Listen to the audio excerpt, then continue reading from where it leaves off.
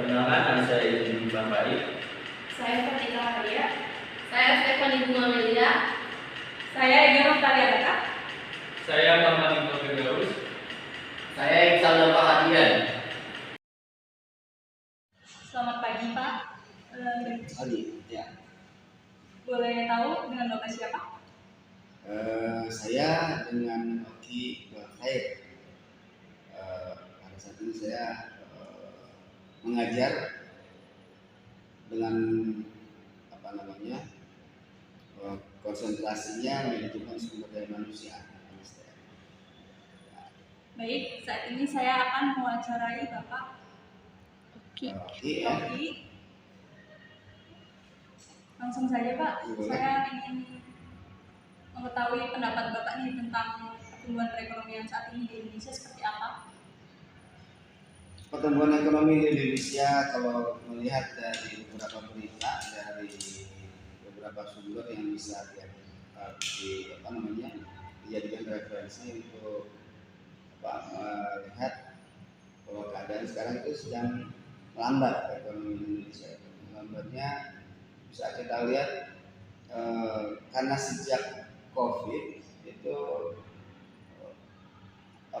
daya beli masyarakat menurun, ya kan? Kemudian harga-harga naik meningkat, mulai dari beras, minyak goreng, BBM, ya bahan baku yang sangat dibutuhkan masyarakat. Kemudian selain itu makin menurunnya atau berkurangnya tenaga kerja di Indonesia itu banyak yang dikeluarkan dari tempat pekerjaannya, banyak yang di PHK, dan mencari pekerja juga sulit, ya. Karena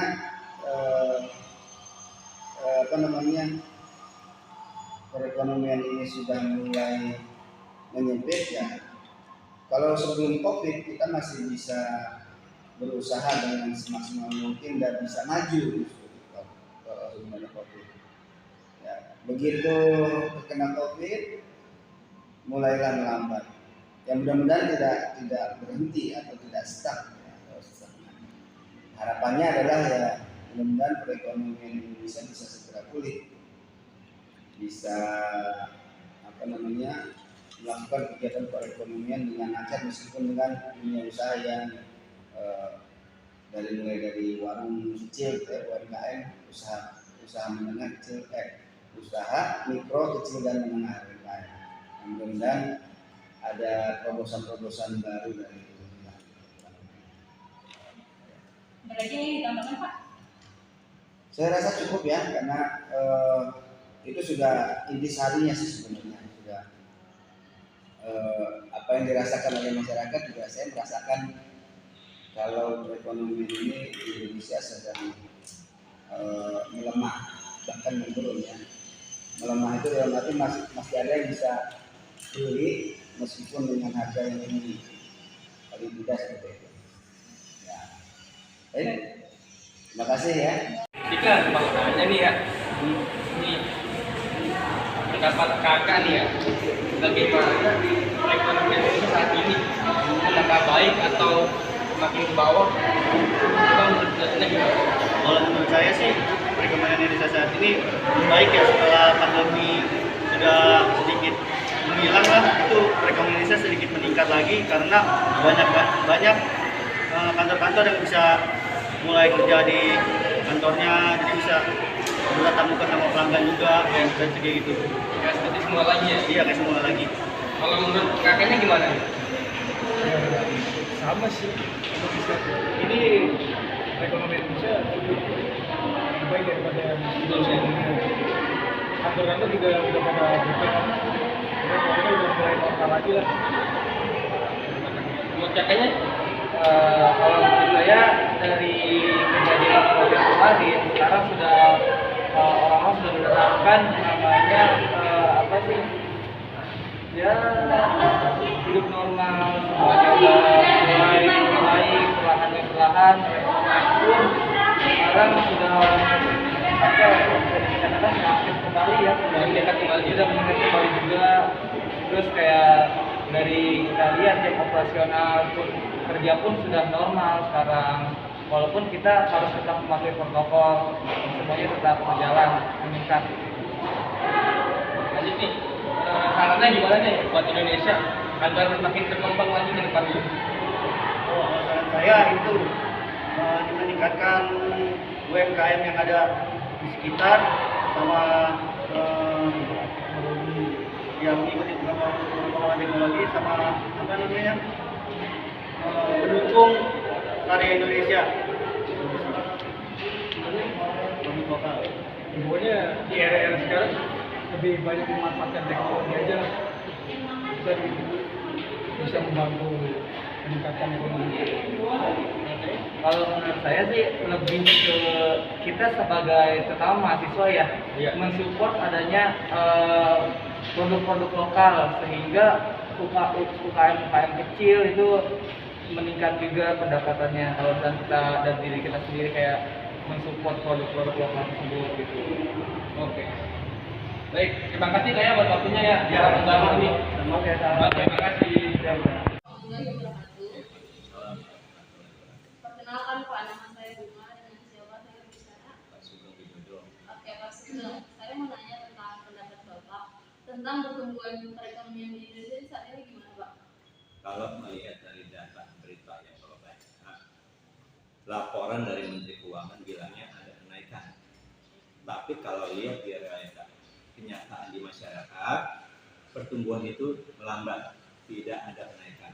Artinya ada kontradiksi antara pemerintah dan masyarakat. Kita sebagai orang awam, orang arus bawah, rakyat melihat realita yang ada. Artinya secara nyata ekonomi masih belum bisa dinyatakan ada kenaikan.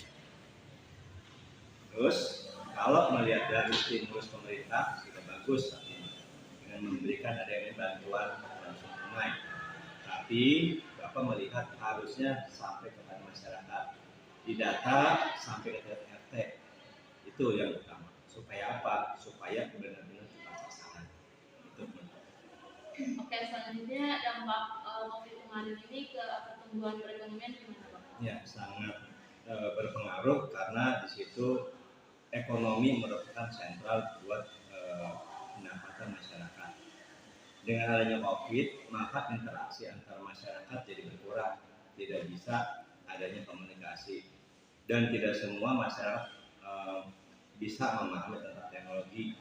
Artinya dampaknya sangat berat yang dirasakan oleh masyarakat. Itu Bapak baca, dan Bapak rasakan ketika terjun ke masyarakat. Ini ada lagi. Untuk harapannya Pak buat pertumbuhan perekonomian di Indonesia ke depannya gimana?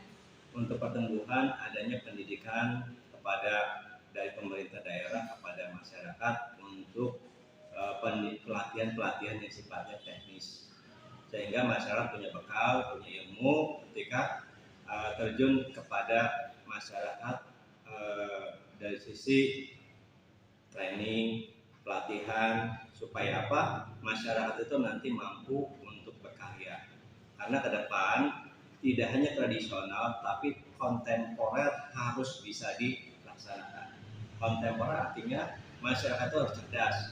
Masyarakat tidak bisa melihat mengikuti masa lalu saja, tapi masyarakat harus bisa melihat keluar bahwasanya ekonomi itu mulai masuk secara global. Secara Asia akan tertinggal kalau masyarakat tidak diajarkan bagaimana berpikir secara global thinking. Ya, baik. Terima kasih Bapak waktunya. Ya, Sehat-sehat ya Pak. Nama saya Ega. Di sini saya sebagai narasumber ingin mewawancarai dengan siapa Kak? Alwi. Alwi. Baik, Kak Alwi. Di sini saya akan bertanya tentang pertumbuhan ekonomi saat ini tuh gimana sih menurut Kak Alwi? Menurut aku pertumbuhan ekonomi saat ini udah cukup berkembang dari masa ke masa, meskipun sebenarnya ya kalau dilihat periode presiden sebelumnya itu cenderung menurun, tapi ya ada faktor lainnya kan, salah satunya adalah pandemi. Tapi ya seiring berjalannya waktu ekonomi mulai memulih. Selanjutnya dampak positif negatif adanya COVID bagi pertumbuhan ekonomi itu apa aja menurut kalian? Dampaknya negatifnya lebih banyak sih sebenarnya dibanding positifnya. Positifnya kita lebih lebih menjaga diri lah, lebih lebih menjaga diri dari sosial ya kan. Tapi ya lebih banyak dampak negatif, salah satunya ya menurunnya ekonomi ya kan, perputaran ekonomi terhambat karena adanya COVID. Kita diharuskan jaga jarak segala macam kan. Ya, positifnya juga di dunia medis itu juga jauh ekonominya naik, tapi di sisi lain di pabrik dan industri lainnya itu turunnya drastis. Jadi ada plus minus tergantung kita lagi ada di mana. Kalau kita misalnya kecil ya mungkin lebih cenderung negatif karena ekonomi kita turun, tapi kalau kita jadi nakes itu jauh meningkat ekonominya. Baik, sekarang harapannya untuk Pak Alwi di perekonomian saat ini di Indonesia gimana? Ya, harapannya ya semoga cepat pulih kembali roda ekonomi, perputaran uang yang beredar di masyarakat agar ekonomi ya lebih pulih dan sama seperti dulu lagi lah, bahkan lebih baik. Jadi kita lebih mudah memenuhi kebutuhan sehari-hari. Assalamualaikum warahmatullahi wabarakatuh. Perkenalkan, nama saya Bunga. Dengan siapa saya berbicara? Pak Aji. Oke, baik. Pak, saya mau tanya nih pendapat Bapak tentang pertumbuhan perekonomian Indonesia saat ini menurut Bapak itu bagaimana? Perkembangan perekonomian Indonesia apa dunia? Indonesia. Indonesia ya. Ya pasti saat pandemi semua tidak di Indonesia saja, di seluruh dunia pasti akan mengalami penurunan ya karena imbasnya dari pandemi. Roda ekonomi dunia itu pasti terambat. Semua kegiatan, semua WFH, work from home ya, karena ada pembatasan, ada istilahnya ada lockdown, ada apa kan itu kita di sini pembatasan. Ya, apa PBB apa itu ya, nggak lama sih. Tapi ya oke lah. Artinya alhamdulillah sih semua udah melewati, dan Indonesia udah melewati masa-masa pandemi, dan insya Allah tahun ini sudah langsung sudah mulai membaik ya, kita. Tapi ada apa namanya pengaruh positif lah dengan adanya pandemi COVID-19 itu. Kita semua apalagi perekonomian untuk UMKM tentunya bisa meningkatkan kinerja gitu kan semuanya itu, bahkan mall-mall atau perusahaan yang besar ya udah mulai, karena orang nggak ke mall, nggak ke jalan atau nggak keluar dari rumah, akhirnya perdagangan mulai digital marketing itu sangat pesat. Ini soalnya peluang juga bagi UMKM gitu, ataupun semuanya kita yang usaha dari rumah gitu. Ya juga tantangan juga buat kita semua kalau dia sudah senior, atau kita kan harus mendalami cara-cara digital marketing ya, search engine, kemudian ada Google Ads, Facebook, atau sosial media. Saya kemarin juga PKM membahas tentang digital marketing ya, buat PKK, ini semua juga peluang bagus untuk meningkatkan perekonomian. Saya harapkan nextnya Indonesia juga akan hadir di pemimpin kita selanjutnya, sukses untuk Indonesia. Itu aja. Ini dengan siapa? Mbak, pengen tanya tentang perekonomian Indonesia saat ini. Saat ini itu gimana? Perekonomian di Indonesia sudah mulai meningkat. Membuat negara-negara maju mulai menerapkan kebijakan moneternya. Indonesia sendiri inflasi masih cenderung bergerak. Badan Pusat Statistik mencatat pada April 2022 inflasi mencapai 3,5%. Dengan inflasi tersebut diklaim masih sejalan dengan outlook pemerintah. Dengan inflasi yang ada saat ini tidak perlu dikhawatirkan Pertumbuhan ekonomi juga memiliki capaian pertumbuhan ekonomi pada kuartal tahun 2022 mencapai 5,6%. Sudah mencapai level di atas seperti sebelumnya adanya pandemi COVID-19 melanda. Pertumbuhan ekonomi sudah keluar dari pandemi karena sudah di atas 3%, di atas rata-rata PDB di tahun 2019. Terus ini sangat mengembirakan karena ekonomi mulai pulih dan terus juga di atas level PDB 2019. Nah, untuk caranya agar perekonomian meningkat itu gimana?